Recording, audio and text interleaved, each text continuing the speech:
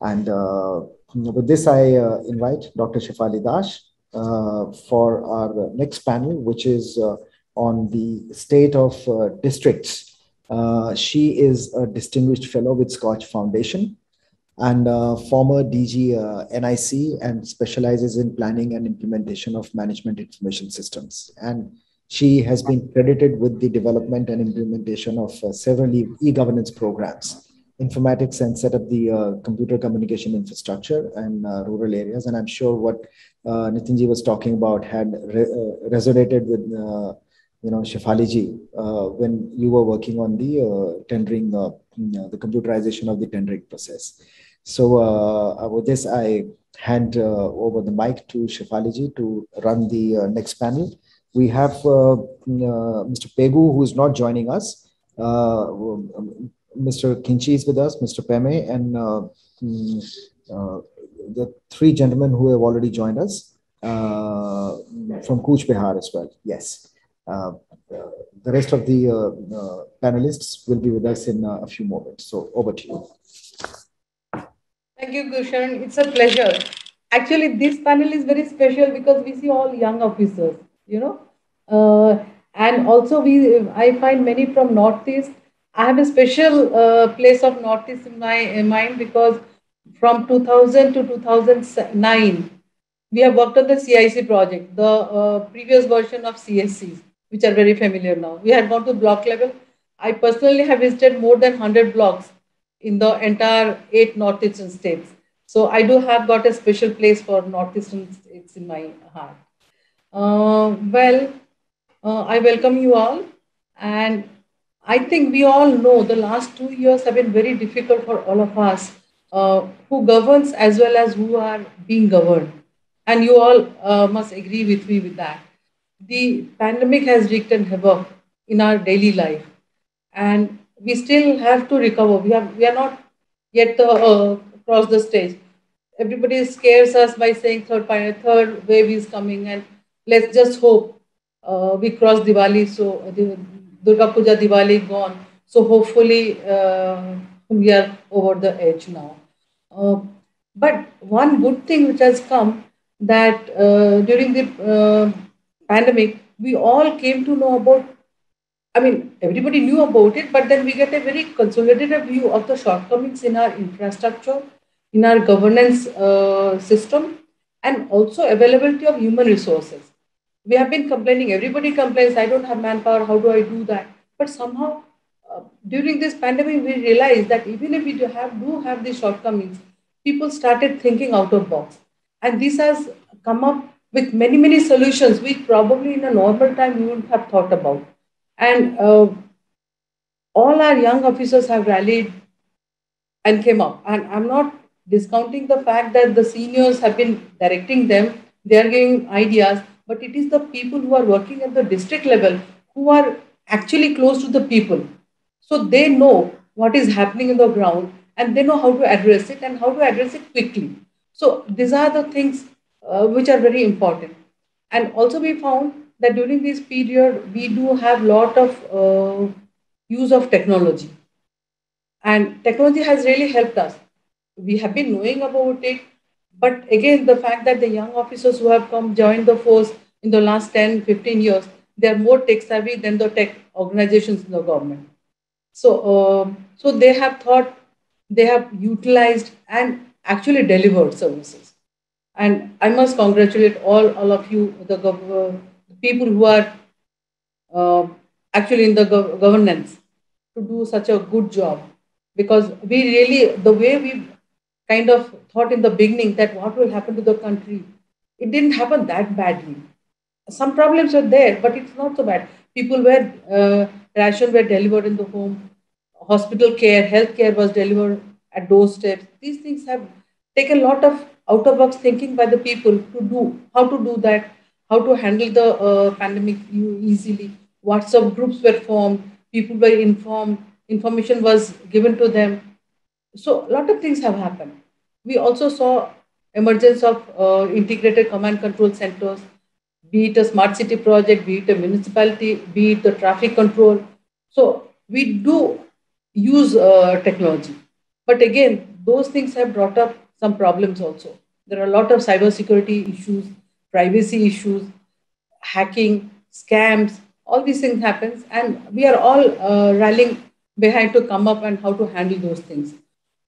Also, we saw a lot of GPS and GIS usage to see equitable distribution of resources and giving the benefits to the people. Having said that, let us now hear from you how you have handled the situation.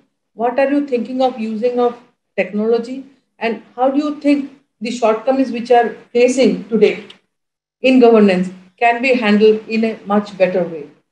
With this, I now invite Mr. Anup Khimchi, who is now the Secretary Fisheries of Nagaland, but has been district collector in Dimapur.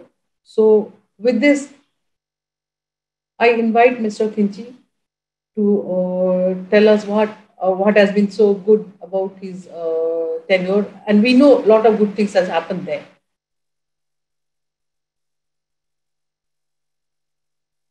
Anup Khimchi.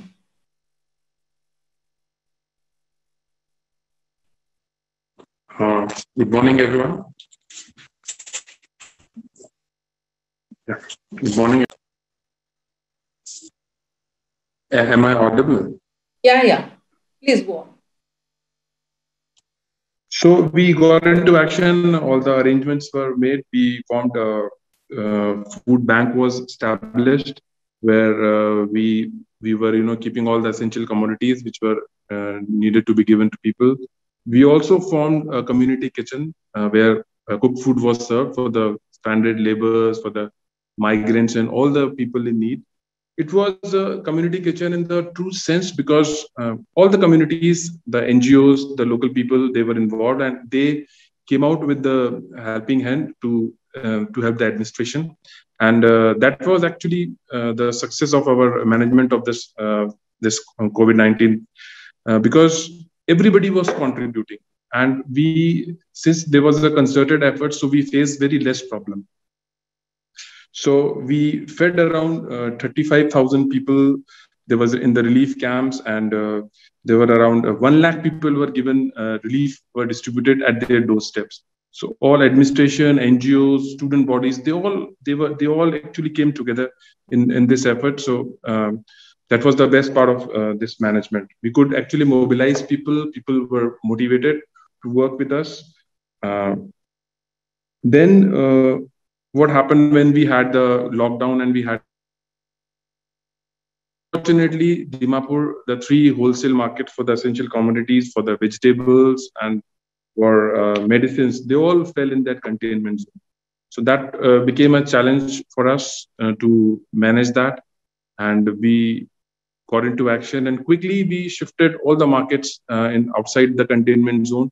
It was a tedious job, but we identified godowns and we identified places, and all the vegetable fruit market, they were all shifted outside that containment zone. So that's how we were able to maintain the supply even when there was a containment zone declared.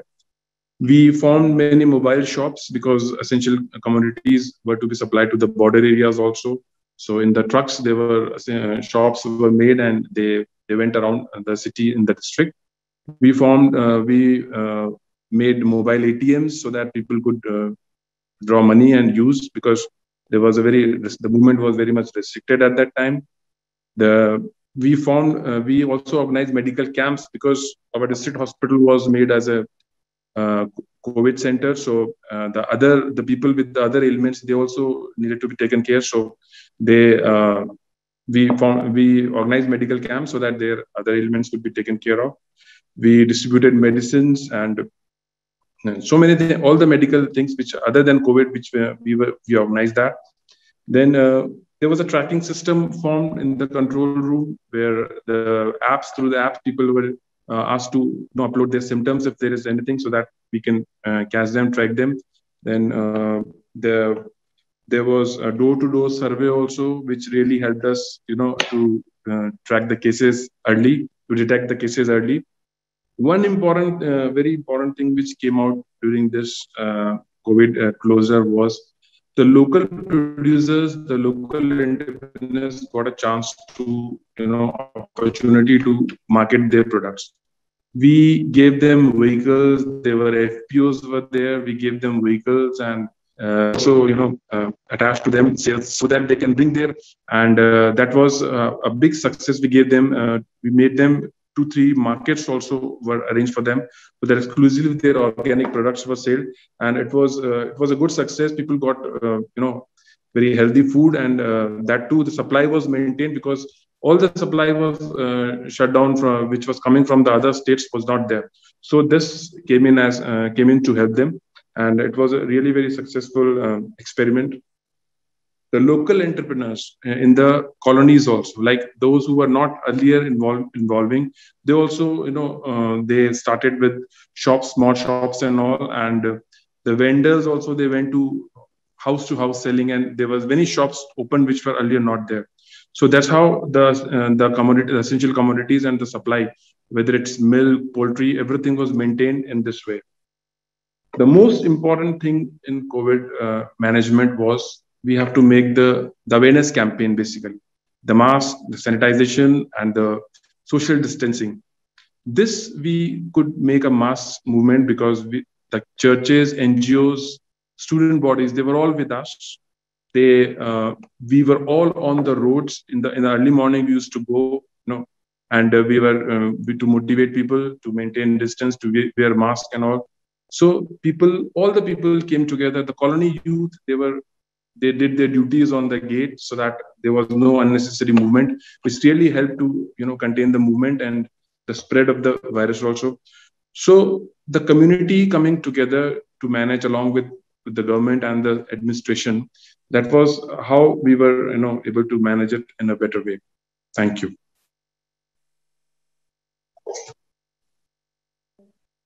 Thank you, Anup. You have really done very well, because I understand how difficult it is to explain people. But yes, church was on your side. That is one of the good things, because people do listen to them more than what they will listen to a government officer. Anyway, your motivation and community involvement really helped a lot. Let's now listen from Mr. Armstrong Pame for what they have done in Tamil Nadu.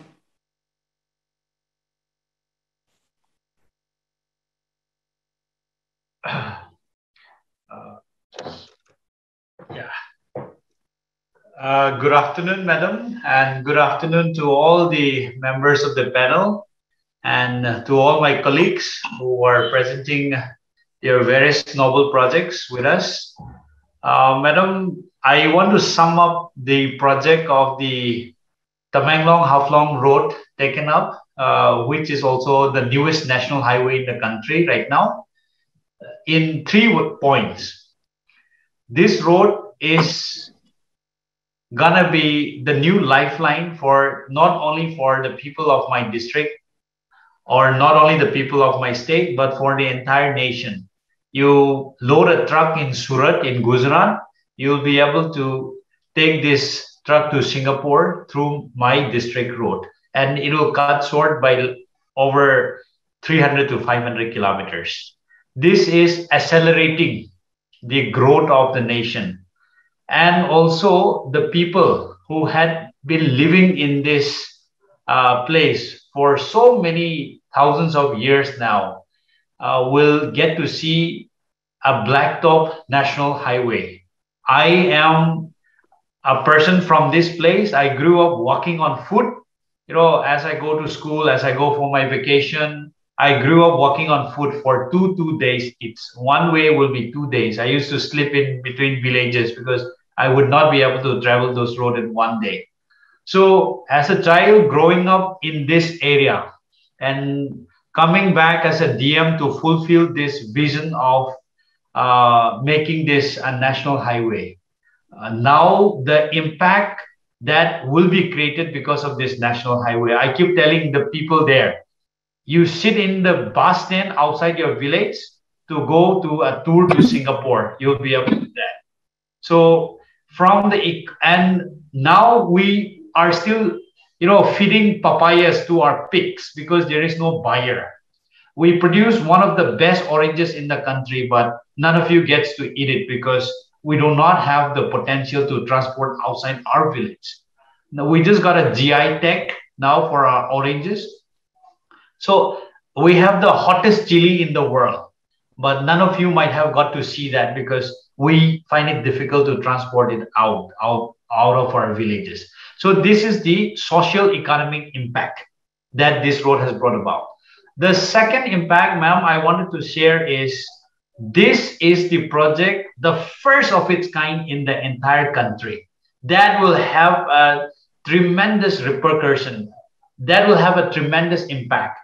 You know, I remember earlier people, my grandfather's generation, they used to go and meet the ministers and other other officers. Please come and construct road in our area. They used to give the best gifts in the village. Now here what we do, you know, people are so greedy and they put up exorbitant rates of rates for their properties and, you know, land. So I was looking at the statistic from 2014 April till 2018 March. The Ministry of Road and Transport spent 1.2 lakh crores of rupees for highway, out of which 80,000 crore, that is 2/3, went for land acquisition. Only 40,000 crore went for actual road construction. So when we started processing this, the ministry was not willing to take up any greenfield project. They were concerned only with the improving of the existing national highway or expansion. So now to take up an entirely greenfield project, they denied. So what I did, I told the ministry officials, I will give everything for free. My people are willing to see because we want to see changes. So this is the first national highway to be done on zero compensation basis. About 40 villages, about 13 from my district of Tamenglong and another 23 from Assam, which is beyond my jurisdiction. I went and convinced all of them over a period of several meetings. We were able to convince them and people gave up their land and properties for the sake of this road. So now with this being done, where my chief minister would, you know, in many of his speeches, he would say that this is the first of its kind in the entire country, which has been taken note of even by the ministry.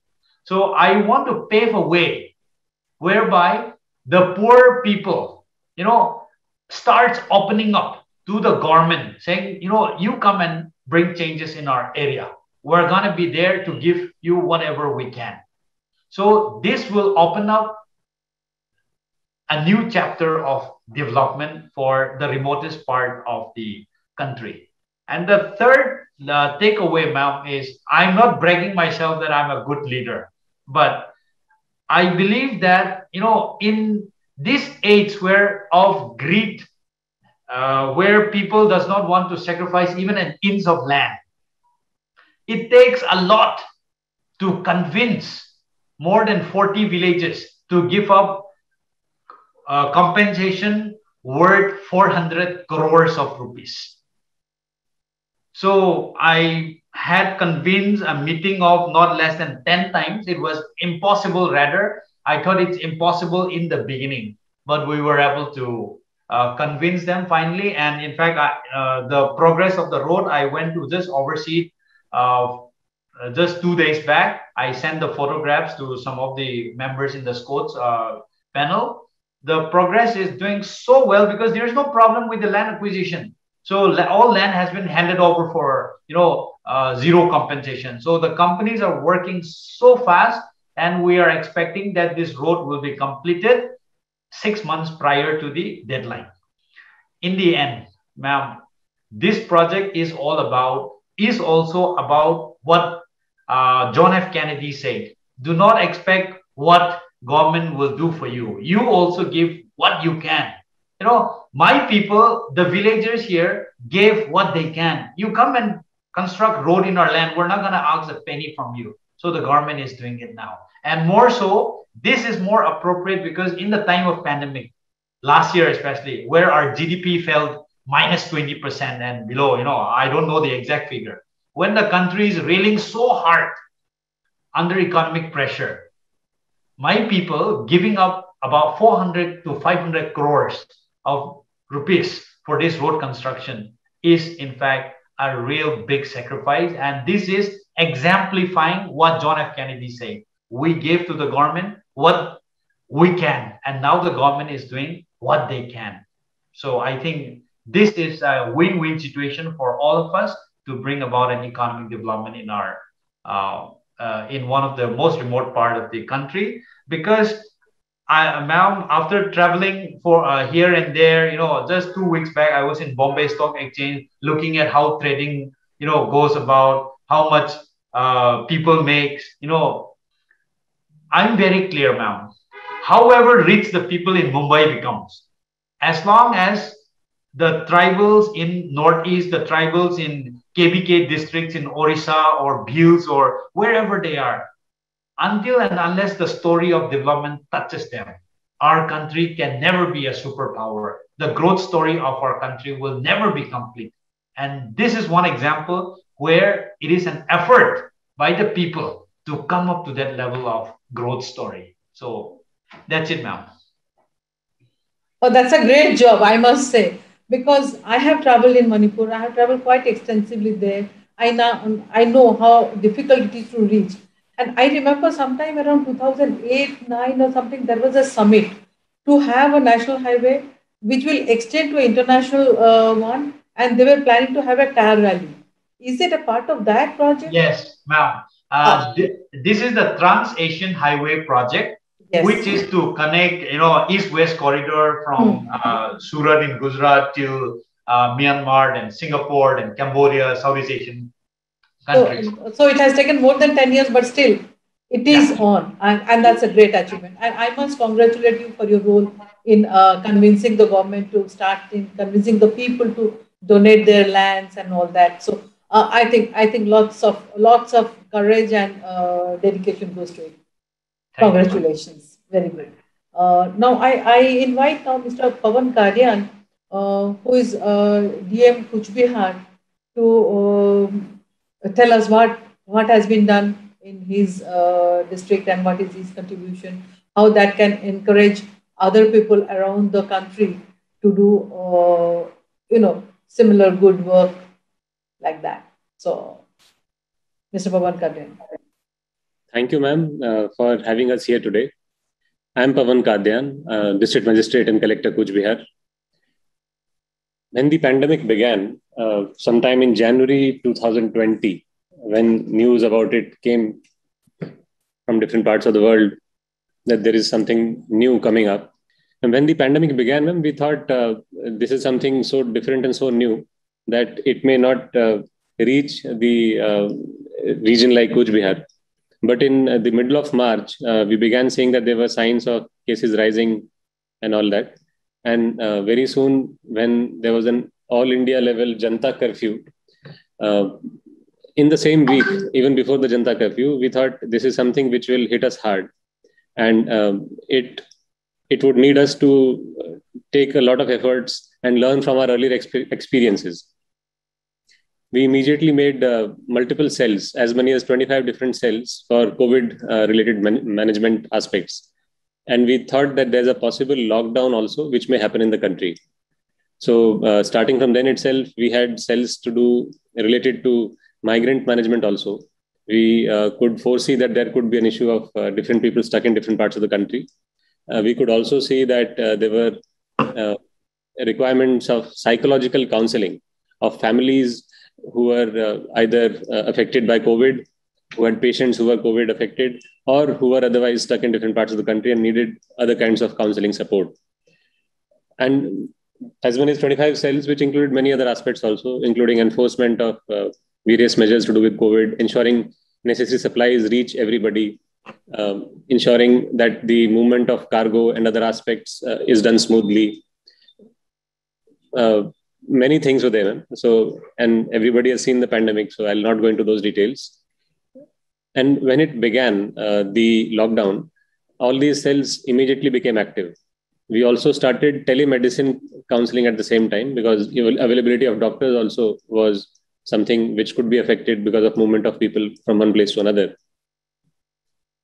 And Cooch Behar had the distinction for all these efforts. And on daily basis, we had 24/7 teams manning different parts of the district, including the DM office control room and other teams also who were doing house-to-house visits and who were doing checking of various elements of essential supplies.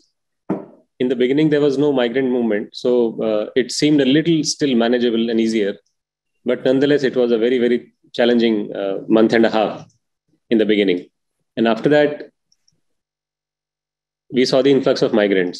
Before that, also, in that 1.5 months, we started getting calls from all over the country through our cell. As many as 28 states and union territories in India had people of Cooch Behar in some district or the other. And that was something we had also not anticipated. And as many as 1.5 lakh people from across India came back to Cooch Behar within a span of 3 to 4 weeks. We arranged their complete quarantine. For 1.5, in many parts of the country, 1.5 is the size of the district itself. Cooch Behar is a huge district. In that sense, managing such a huge number of people, returning within a span of 4 weeks, managing effective quarantine centers for them, managing appropriate testing for in a scientific manner. That was a time, ma'am, when there weren't enough labs also available. We had set up a lab in Cooch Behar, started setting up a lab at that time, but that was not yet operational. So the nearest lab we had was around 120 kilometers away from the district. And we ensured that a scientific method of testing was evolved because everybody was to be taken into quarantine centers. So we used the aspect of contact tracing. So we made scientifically designed grids of beds in all quarantine centers. And if you think of it like a array of beds, then if we select one node, then all the 8 nodes around that will be the immediate contacts. So that one node will, if it is tested, meaning the patient or the person who is in quarantine on that one bed, if he is tested, then all the 8 beds around are also effectively tested because they are primary contacts. So if that one person is COVID negative, then all of those 9 people are COVID negative. With that kind of scientific manner of doing it. And then other than that, we tested who were extremely vulnerable, people above 60 and all pregnant women and anybody who had susceptible illnesses. We tested them in addition to this. And with this, we ensured that Cooch Behar was the last district in West Bengal that remained completely green. Not a single case of COVID happened in Cooch Behar till the end of May. That rare distinction, one of the very few districts in the country and the largest district in the country to remain green till that time. There were many models being proposed in media at the time, and we were silently doing our work without any such fanfare. And we ensured the people of Cooch Behar remained safe. And on the 30th, a few migrants tested positive. And the influx of migrants kept increasing from that time. And in quarantine centers also, our capacities were limited. We could make as many as 50,000 beds, but we had 1.5 lakh people. So how do we adjust them? So we had to make models on a rollover of people and vacating beds timely to ensure there's always availability of beds in quarantine centers. We had to augment further and reach out to local bodies, rural gram panchayats, panchayat samitis, municipalities, and the local, there are many committees, local self-help group kind of groups also. We engaged with them and we came up with the concept of community quarantine centers. Later on, this concept was taken up in other districts and other states also. I'm not sure whether they took inspiration from Cooch Behar, but we were the first to do that. And quarantine centers, along with community quarantine centers, helped us for effective isolation of all the people who were coming, effective quarantine, tracing of contacts, and ensuring proper treatment. We also did not have a lot of paraphernalia of private hospitals. It's a relatively rural district. To mention of Cooch Behar, the location is, we are geographically in the northeast of India. And on this side of the Chicken Neck corridor, 120 kilometers from Siliguri, which is around 3, maybe 4 hours. And if we were to go 5 hours further, then it will be Guwahati. We are the last district of West Bengal and have a border of 550 kilometers with Bangladesh and a border of 85 kilometers with Assam. It is a huge district. And despite that, we were able to keep this in control.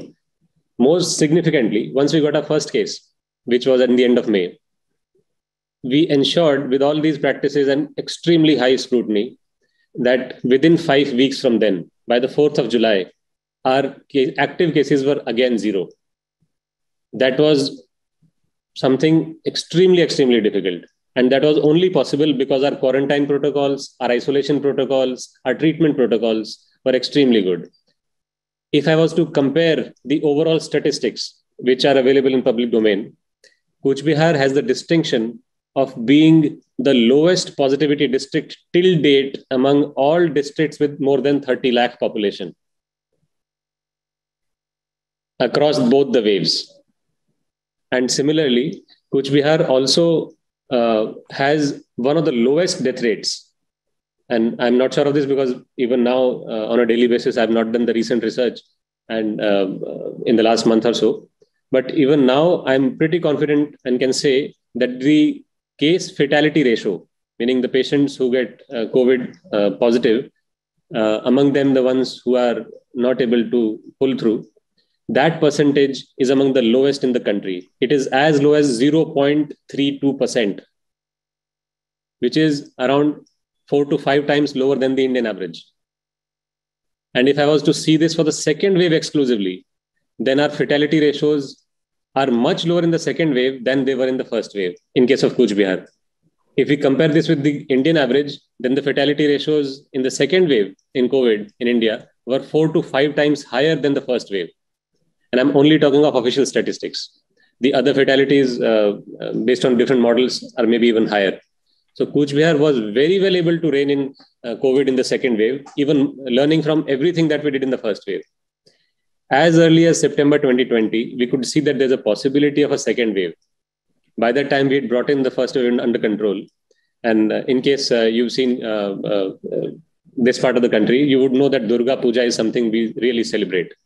So in 2020, by the end of September, when we saw that Durga Puja is around the corner, we ensured there's a competitive spirit in people that this year's Durga Puja will be celebrating our success in COVID and ensuring that anybody who comes out of their houses is following all possible COVID protocols. Our COVID positivity declined further after Puja instead of rising, despite congregations, despite everything, because we were able to enforce this public spirit in the people of Cooch Behar that COVID comes first, maintaining COVID appropriate behavior comes first. And everybody celebrated in a COVID appropriate manner. So for the first wave, when it ended, for us, it ended on the 4th of July, the first wave, 2020. We had a second wave when there was an unlock situation in the country in 2020 itself. And that wave also ended by the end of September. And in all those, our fatality ratios were among the lowest in the country. Our positivity also among the total tests done is around 2.5 times lower, which is 250% lower than the Indian average. So the positivity is also significantly lower. And the fatalities, even within that, the ones who test positive is extremely low. So we've been, I would say we have been blessed, apart from all our efforts that we've done, to have such low ratios. Similarly, in September 2020 itself, we predicted that that could be a possible second wave. And we started setting up our oxygen plant also. By that time, we had a full-fledged RT-PCR COVID testing lab. We had private hospitals also, who we encouraged them to set up labs. So one of the private hospitals also was able to set up a lab by that time. And we had set up sufficient infrastructure in the district, even before anything could overwhelm us, to ensure Cooch Behar remains safe. Despite that, we set up this oxygen plant in the district. And when the second wave started, the Indian second wave, when it started coming, which is the Cooch Behar's third wave in a way, the waves I am defining is the cases rising and then falling, significantly falling and completely going down, and then again rising and again falling. In that sense, I'm defining waves. So for Cooch Behar, that was the third wave, which is the Indian second wave.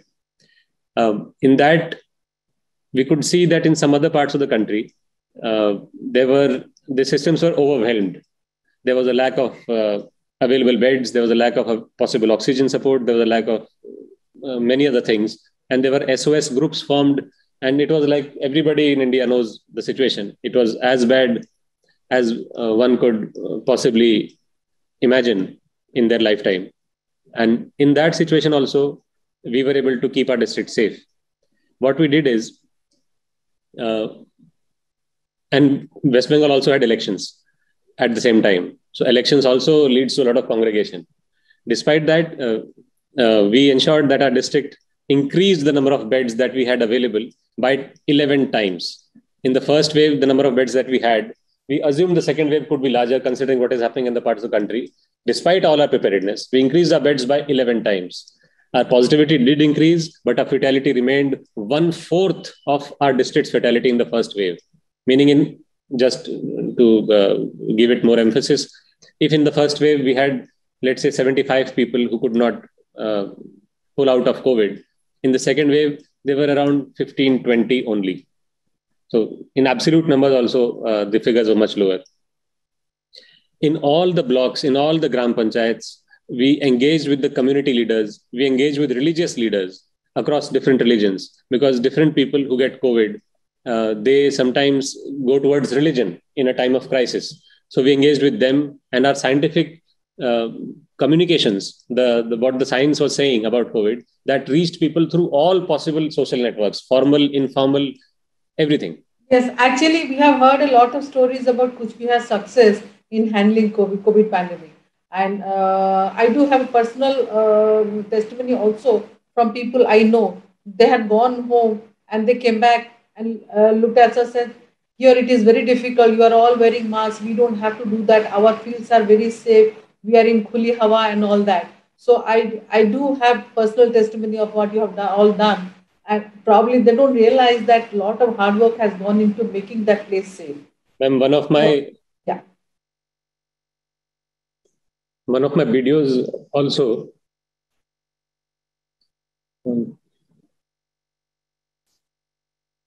passed away due to COVID.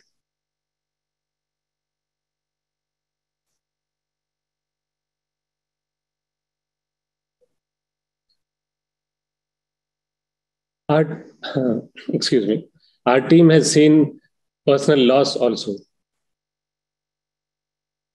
It was a very bad time. Well, thank you very much, Mr. Pavan Kadian. It's really heartening to see that some places have done well with COVID. So thank you very much. And there are some other things that I wish to mention, which is quite unique. I took some personal efforts also beyond what the district administration or the state government or the government of India did. In that time of crisis, in the second wave, I happened to be a graduate from IIT Kanpur. We made a small group of friends, alumni of IIT Kanpur. Some of them are in civil services. We branded ourselves under the title Help Indian Hospitals. And we started fundraisers. And the fundraiser started by our alumni group, of which I was an integral part.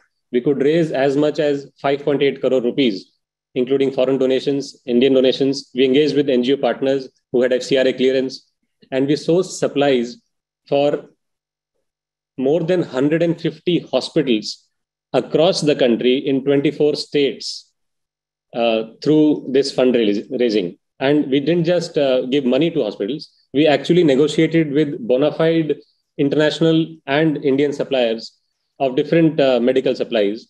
And those supplies through international couriers, through within government of within India, through private platforms like Delivery, Amazon, and other such logistics partners, we engaged with them as well. And we could deliver these supplies on war footing basis to different parts of the country. A lot of that also came to Cooch Behar. And that is how we could we were able to prevent any second wave to affect Cooch Behar and overwhelm Cooch Behar. The total donations on a private, on a personal basis that we could engage beyond government support, which itself was sufficient, was in over to the tune of more than 5 crore rupees for Cooch Behar itself.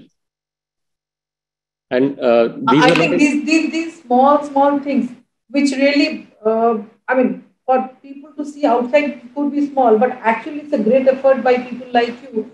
This has helped us, endure the pandemic. So these are the small things. I must say that you should publicize this, not as a personal publicity, but as a ways and means how things can happen. Small initiatives can give much bigger returns. And I must congratulate you for these ideas. Yeah.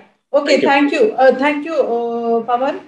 Now I invite Mr. Abhishek Jain. I mean, I know there are a lot many things to learn from you, hear from you, but there is a limited time. So so we have to stop here. So I invite now Mr. Abhishek Jain, Assistant Commissioner, and who has been doing good work for NRLM and the livelihood mission and things like that. So, from Bongaigaon.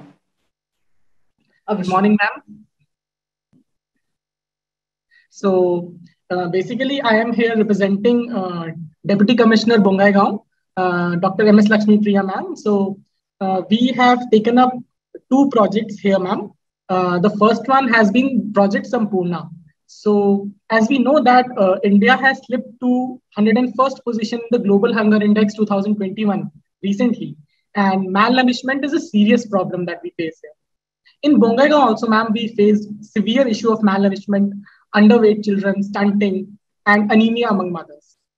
In this context, we launched Project Sampurna. What did we do? First of all, we conducted a huge survey wherein we identified 246, basically we identified all the malnourished children in the district. So around 246 number of severely acute malnourished and around 2170 number of moderately acute malnourished children were identified in Bongaigaon. After that, once we identified them, we provided 3 number of eggs and 2 number of milk packets to them every week. So they would come along with their mothers to the Anganwadi centers, wherein they will be provided this and their height and weight would be measured so that regular progress monitoring can be undertaken. We also provided 140 number of poultry birds to mothers of severely acute malnourished children so as to provide them more livelihood support. The eggs produced by them could be used for feeding the children as well as to be sold off in the market for further income generation. Then we also started a new concept known as buddy mothers. In buddy mothers are basically mothers of healthy children who were attached to the mothers of malnourished children so that they could share their own experiences of feeding, etc., which led their children to be very healthy. We found out that when the message comes from within the community itself, then such a message really has a huge impact. And I'm very glad to share that we started this project in September 2020, and by 31st March 2021, around 84.96% of severely acute malnourished children became normal, and 97.3% of moderately acute malnourished children became normal. And now, even the state government has recognized this project, and Honorable Chief Minister of Assam is going to launch a report on Sampurna very soon. The second project that we have undertaken is known as Project Samriddhi. We know that unemployment, especially during COVID, was a big issue. And the vulnerable sections, especially women belonging to the vulnerable sections, suffered more badly regarding this. They had no sources of income and livelihood left. In this context, we started Project Samriddhi. So funding was obtained from Indian Council of Agricultural Research under their scheduled caste subplan. What we did under this was, there was an old abandoned yoga hall. We converted that yoga hall into a huge public aquarium, housing 62 big aquariums containing ornamental fishes. 20 women belonging to scheduled caste community, belonging to 20 different self-help groups were identified. They were trained in rearing and breeding of ornamental fishes. Now this aquarium has been handed over to those women beneficiaries. And the revenue that is generated from selling the tickets, it provides income, a livelihood and income source for them. Further, as they are being trained in further rearing and breeding of fish and its seeds, we are looking at opportunities to export their produce to other states as well as countries. Further, ma'am, because these women belong to 20 different SHG groups, the technical knowledge and experience that they attain here will be transferred to their respective self-help groups, who then can start their own fish rearing and seeding business, and it will further lead to employment generation in the district. So I thank you all for providing this opportunity to share our experience regarding these projects. And we are very glad that both the projects are working very well. They have been recognized by the state government. I thank you all once again. It has been a pleasure to be part of this panel. Thank you. Yeah, very good work done, because income. One is the children. Malnourished children are really a big problem in India. And income generation is another one. So you attack both of them, two-pronged attack. Really, this has helped. Thank you very much. Now, is Mr. Senthil Raj from Thoothukudi is present? Otherwise, this is the end of the session. Yes, ma'am, I'm present over here. Can you hear me, ma'am? Oh, okay. Yeah. So, well, now, sorry, I didn't see. Actually, I didn't realize it. Otherwise, you could have. I mean, I could have invited you earlier, but it doesn't matter. You can fine, Mr. Senthil Kumar. I think you can now make your presentation. Thank you, ma'am. So very glad. Good afternoon, children present over here. To all the dignitaries present. This is Senthil Kumar from the district of Tamil Nadu, from the state Tamil Nadu, and we are here to represent for the sanitation, and we applied for the Scotch Award. So actually, we really see that sanitation is the most key for the total district to represent over here, because we believe in the cleanliness has to be done and implemented around the district over here. So we are working for the 12 blocks present for our district Thoothukudi, under which we are categorized at 403 panchayats and 1,761 habitations present over here. And so we are the first district to get as a ODF free from our Tamil Nadu. And over there, we also make sure we have 250,000 and around individual houses built with letting through our schemes and being all benefited over there.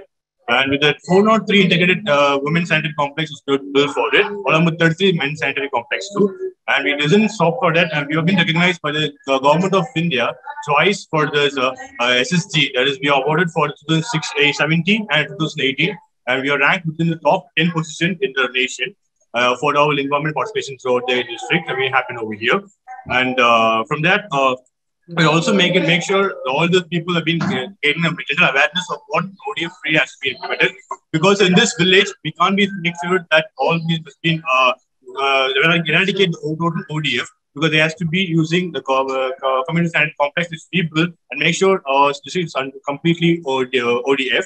And within that, we also need a lot of motivators and other people into the field and off the field directly into it. So making sure that everything goes as per our plan. With all order of collectors' guidance and the government of India's support, we make sure that resolving getting to happen. And within that, we will be recognized multiple times, a lot of glorious awards, and prestigious awards being issued from our state government and also government of India too. And we also plan a lot of SHG and PLF actively implemented throughout this district. And the road toilets are to be built for the people who doesn't have enough space in their home. So we have constructed a proper road toilet for them so that they could get an optimum use of it. And we may also make sure every government officers and public buildings are being enclosed with the toilets properly. And we make sure all be maintained throughout the district. And more than that, I also like to share the challenges that we're facing through the district. And because we are setting out the target for the rural people, so it is so hard for us to make them literally what this ODF means and why they have to stop these practices that have been going for years. So it's being very hard for us to make them educated throughout the district and make sure that being emphasized all into the optimistic usage of making sure they get ODF free and making them to go on the particular places that we built. And we have to make sure every people being sufficiently benefited through the schemes, and they just not only stop over there. We also make a lot of promotions through the chariot has been recognized over there, and proper promotions through the social media and other mode of communication has been led through them. And these are all the struggles that we're facing through while we are implementing these programs and over here. And because more than that, we have to literally stop the myth that is going on for the rural people, saying that ODF has to be implemented. It's a proper, it's been going on for years and years. So it's really very hard for us to make sure that it has to be stopped. So we literally put all the efforts into it and make sure all the motivators being engaged over it, and active participation is being going on through it. And all those services have been maintained and has been recorded along with citizen feedback also. So we make sure that we back the projects in SSG. We also the most top the cities with a lot of positive feedbacks be coming throughout and make sure we are getting into it. And so our future progress, it includes school teachers has been forcibly implement students, because we believe that seeding the thoughts into the young children so that they could, once they get upon to those certain level of age, so they could really believe that, so this has to be done and this has to be eradicated. So they getting a proper idea of what and how they should keep their city clean and in and around. So also we make sure that all school teachers be engaged in these activities. And a sanitation card has been given to the motivator, stating that every houses are probably maintained and you've been using all those toilets on and there throughout the period. And this is all a future roadmap that we're making sure we are getting into another level of stage. And this time also we've been getting into the SSG 2021, and hopefully we'll be getting the award this time also. And this is all the achievements and this is all the proper goals being setting out from the order of the district collector and being working toward. And so this is all we've done. Thank you. Yeah, very nice, very nice. Because it's a great job to make it totally ODF. Thank you very much. Thank you. Any more panelists left, Gursharan? No, I think we have completed. Yeah, completed all. Okay. In time too? Well, pretty much in time, ma'am. Mm-hmm. So we can say a formal thanks to all the participants. So Shefali ji, you can do that vote of thanks. Well, actually, these have been very, very interesting revelations to me, because everybody have done their bit, and all in different ways. Starting from the roads, the national highway, where people compensation, giving land to the government is one of the biggest attraction for people. They can do anything, and motivating people to give their land free, that's a big achievement. Similarly, making a district, keeping the district for as long as possible COVID free during the first, second, third wave. I mean, it's really difficult task. Similarly, having community kitchen to serve people, that not only helped the people but also kind of encouraged the community feeling. So people try to start helping each other and all that. That is also, very interesting idea. We learned a lot of things. Making your district ODF, it encouraged a lot of good habits, as well as making the environment clean. I mean, I can go on, but I think your time is up. So I will not now, detain you longer. Probably now you have got the voting process, all that. So let me stop here. But all of you have done miraculously well for your districts and your state. So I must congratulate all of you. Thank you. Thank you very much. Well, thank you, everyone, and particularly thanks to Shefali ji for conducting this session very well. We look forward to having more such discussions. Yes, paucity of time always stops us, but our endeavor to understand more and document the successes and the implementations across keeps us going, and so does all the other people at the cities, district, state, at the central level. Thank you very much. Thanks everyone for joining us.